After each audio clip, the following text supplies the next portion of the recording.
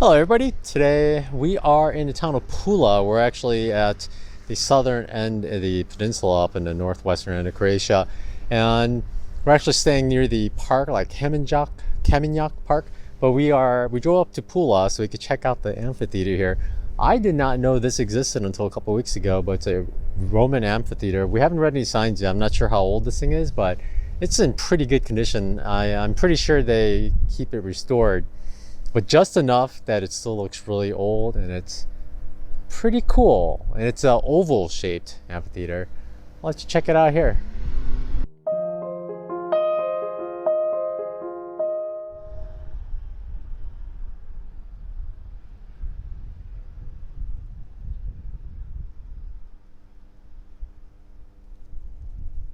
I love seeing how like the bottom arches, you can tell, I don't know if you can see, but they're a little thicker than the top ones, I think.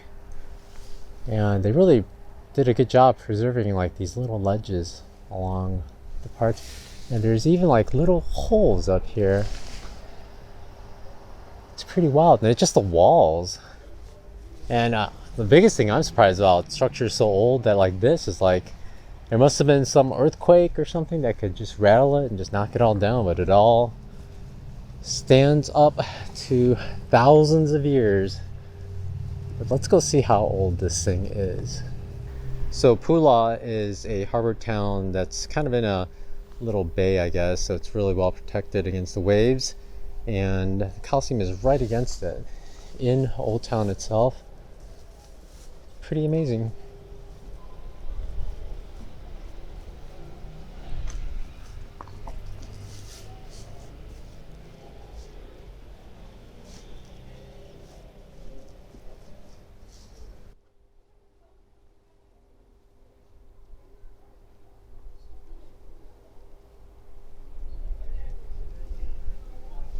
From here, you could totally tell they restored this section right here. It's super white.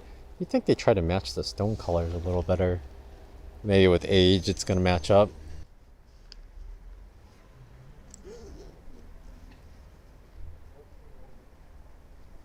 What's funny is on this camera, all these windows look like just little, tiny little holes, but they're just massive windows. Super airy amphitheater.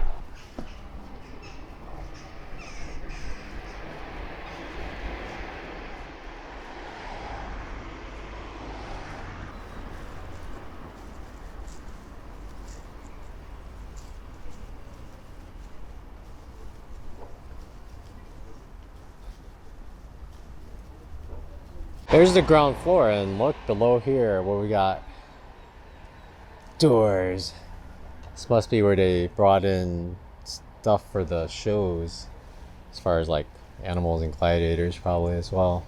In fact, there are 3 sets of large doors down here below the main amphitheater level.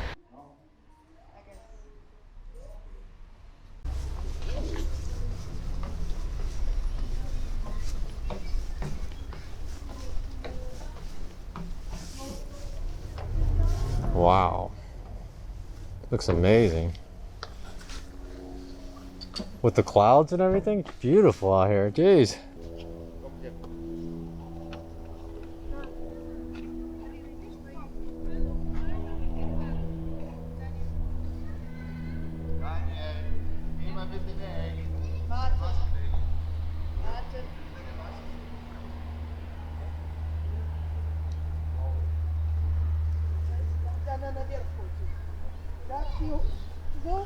So this amphitheater is one of the biggest well-preserved amphitheaters in the world. It's well, it's all in meters. It's the 6th largest amphitheater in the world. It was built in the 1st century by Emperor Vespasian, and they built it specifically for animal and gladiator combats, really nothing else, and it can actually house 20,000 spectators. The remaining stairs here now don't look like it can hold 20,000, but I'm sure there were more stairs built up off the sides, maybe out of wood or something, and it's no longer here. But what's interesting is along here, the lower end where we had the doors below, that's the chambers where they held animals and various gladiatorial tools and stuff. But it's a big old arena. It's a lot of running around you could do. Oh! So these gladiatorial chambers are actually below the fighting arenas, so they're below us. In fact, over here, right where Tina is standing, there's actually a door underneath the stairs. Can't go to it, but I don't know what used to be down there. But we were guessing that like people ran out of there or something, although it's very short. And another interesting fact is that it was built in the 1st century, but by the 5th century, the emperor forbade gladiatorial combats, and actually they let this place go to disrepair until the 19th century when they started restoring it again.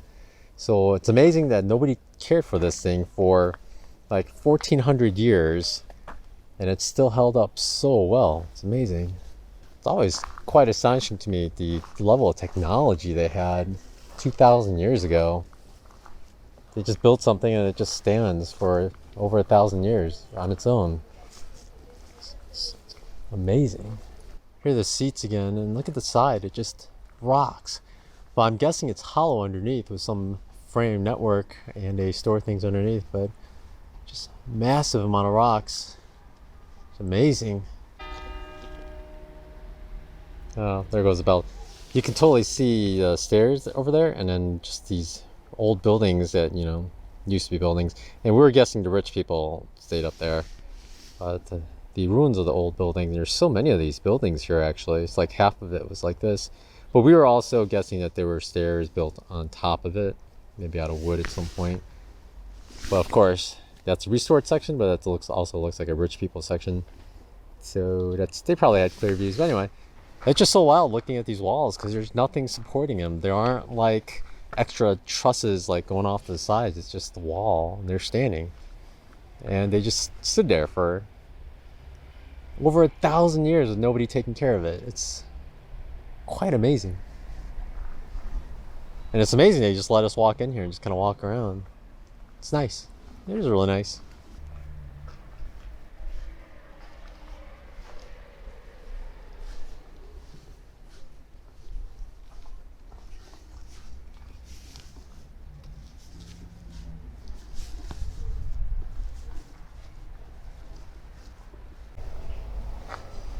Some of these structures back here, the walls are huge. I wonder what kind of animals they kept here. I mean, like this wall here, that's insanely huge. It was a support for the stairs over here, probably.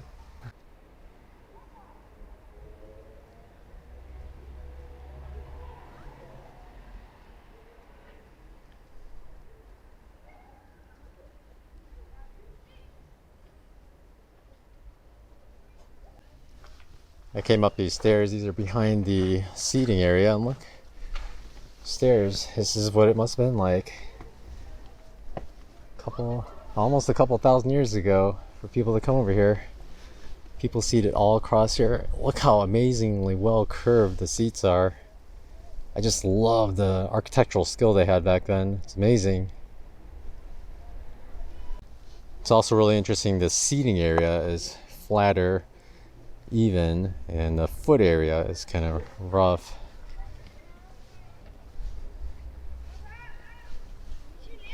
It's pretty amazing.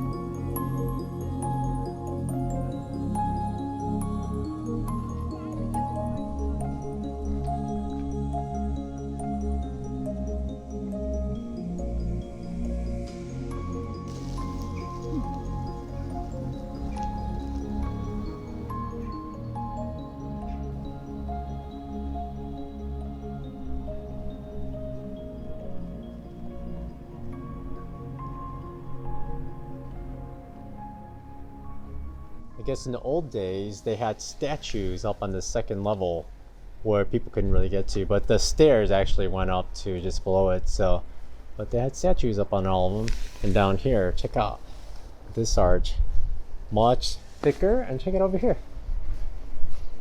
There's a gap in between these where you can walk and stuff. Man. So it was 70 kuna to get in per adult, and they even have a little bathroom way over there. I don't know if I'm pointing at the right thing. One ring.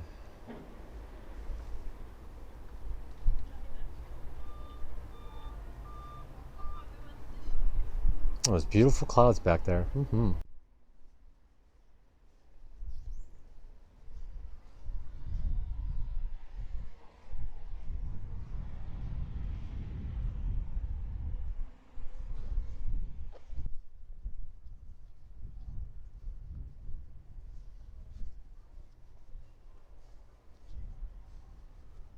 Here's the gate to the entrance, and when we pan aside, there's the exit, and there are the stairs. And this is actually, well, not these stairs, but the same hallway that they would have had the gladiators and I guess the resuppliers come in through and come up here and then bring animals and whatnot up here. Pretty wild, huh? And that's what they see.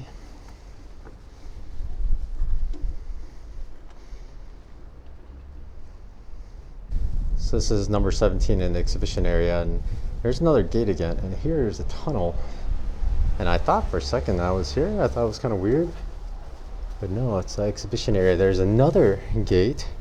This is gate 2 that we're outside. And panning left, check this craziness out. Oh my gosh. Can you imagine if you got brought here and you're like, all right, walk through these tunnels and get killed soon. It's pretty crazy. Look at these crazy tunnels. Old stone on the left. Wow.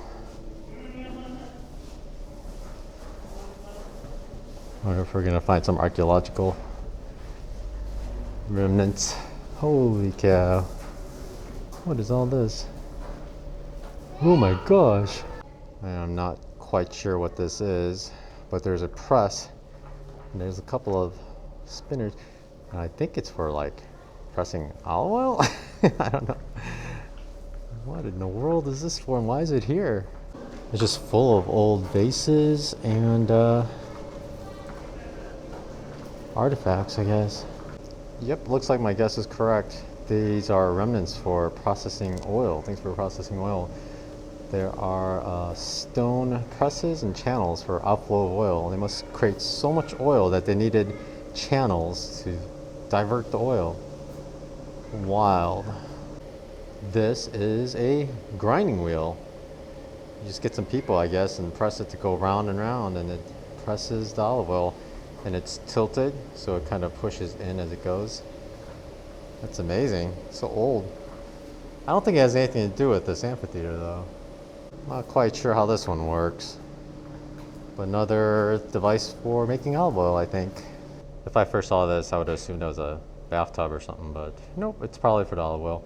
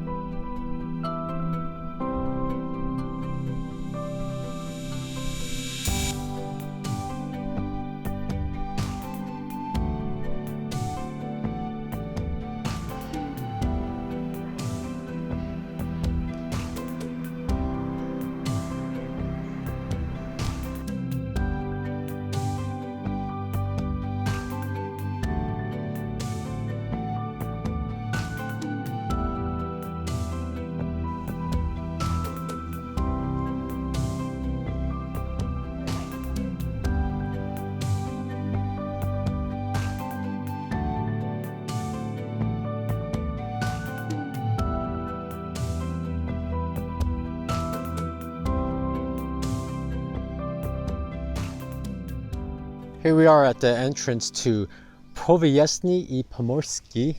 It's a castle right in the middle of town. It's built on top of the hill.